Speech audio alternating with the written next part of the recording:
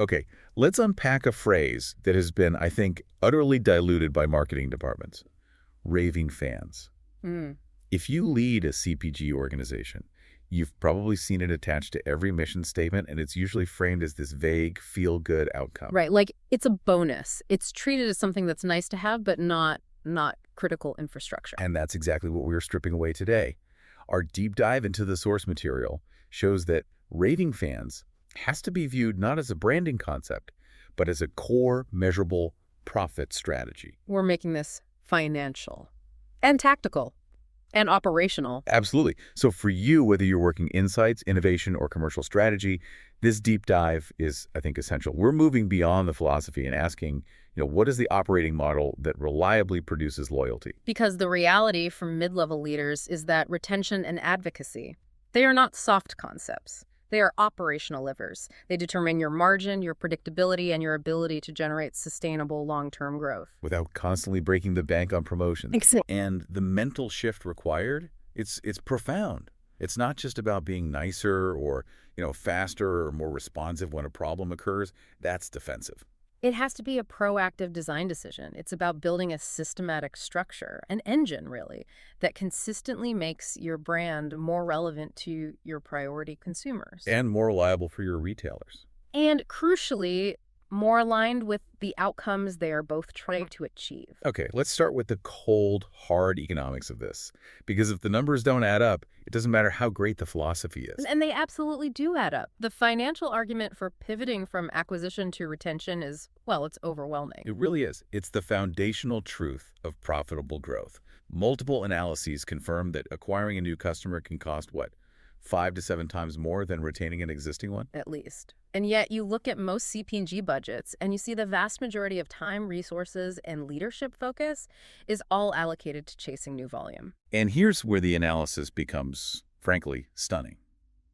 The source material cites Bain & Company research showing that a pretty modest 5% increase in customer retention can drive profit growth from 25% all the way up to 95%. That is an extraordinary return. It should immediately change how every dollar of trade or marketing spend is prioritized. And the reason that range is so dramatic, 25 to 95%, is because of compounding effects. It's not just that you spend less on acquisition. Right. Loyal customers are just easier to serve. They're less likely to process returns. They reduce the cost of reselling, and they spend less time evaluating alternatives. Which means you reduce that volatile promotional spend you need just to keep them. Exactly. And plus, if you manage key retailer accounts, you know the 80-20 rule is gospel. Oh, absolutely. A small number of strategic accounts generate the vast majority of your revenue. Focusing on retaining them is how you stabilize the entire business. So why? With these undeniable numbers, why is retention so often treated like an operational afterthought?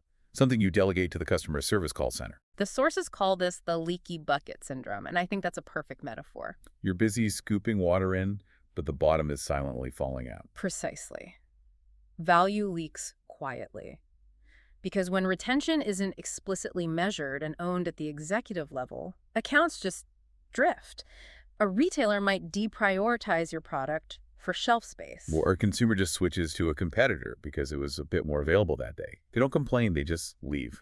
And this continuous low-grade erosion is masked by overall volume growth, which creates this false sense of security. Okay, so let's be explicit. What do raving fans actually deliver to the P&L? Let's move beyond the whole they feel good about us idea. Right.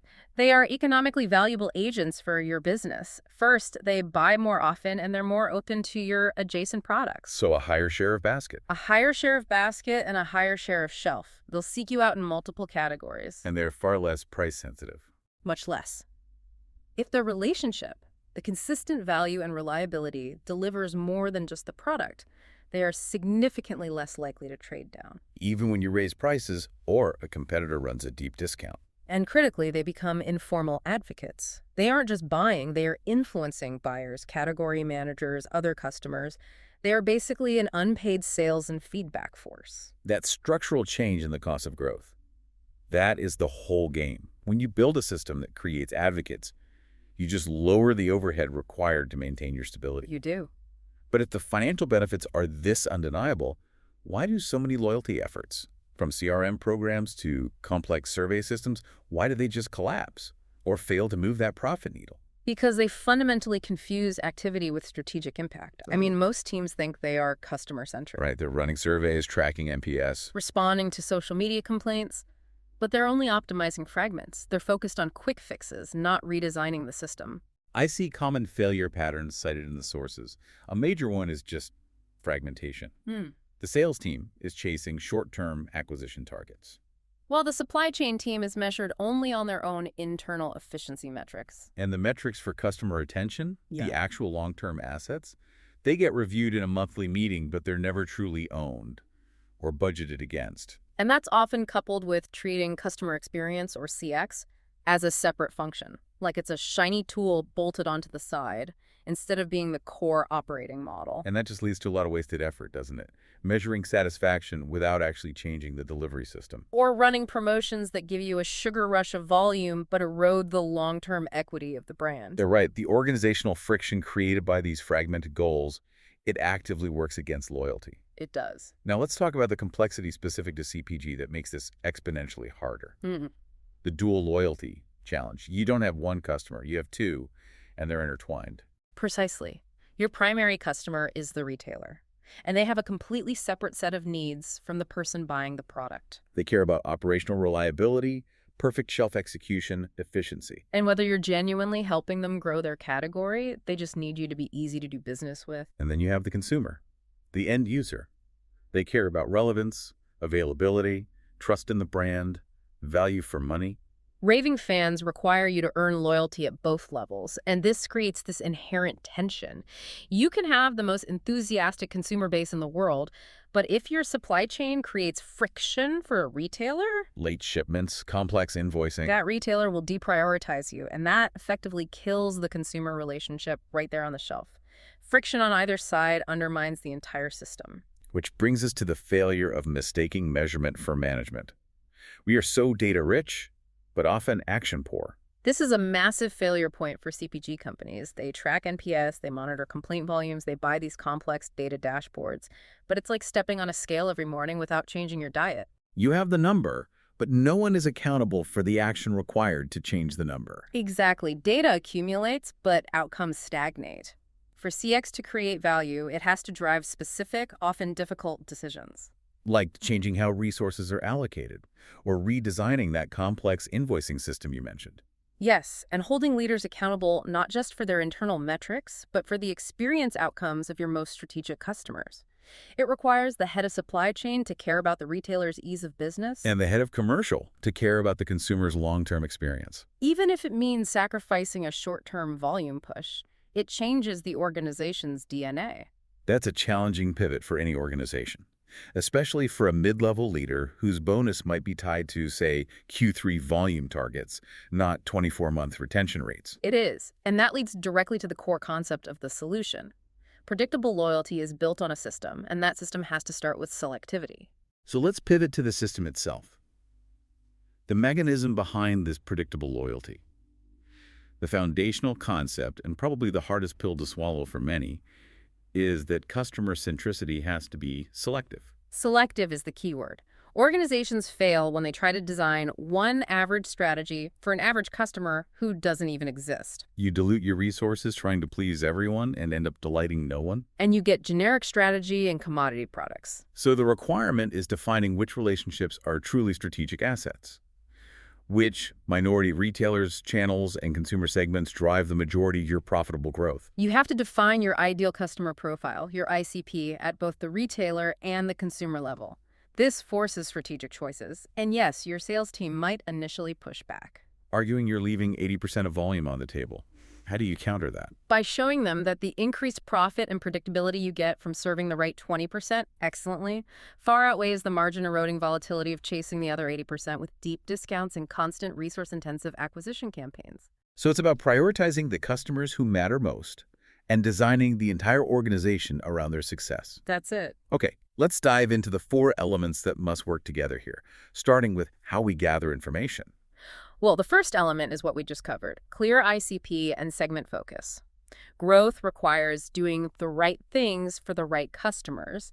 This definition lets you strategically simplify your SKU count, rationalize channels, allocate trade spend more effectively. Which leads directly into the second critical point. Mm.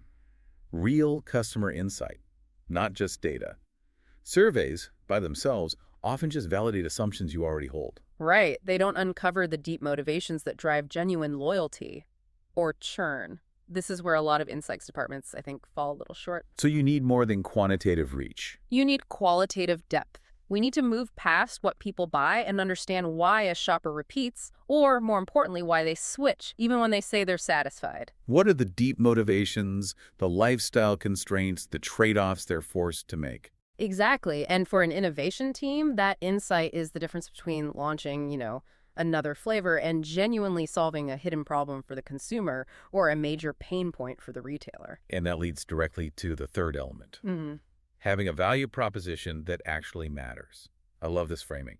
Differentiation only exists in the customer's mind. That's it. If the customer doesn't perceive you as different, you are a commodity, period, regardless of your R&D budget.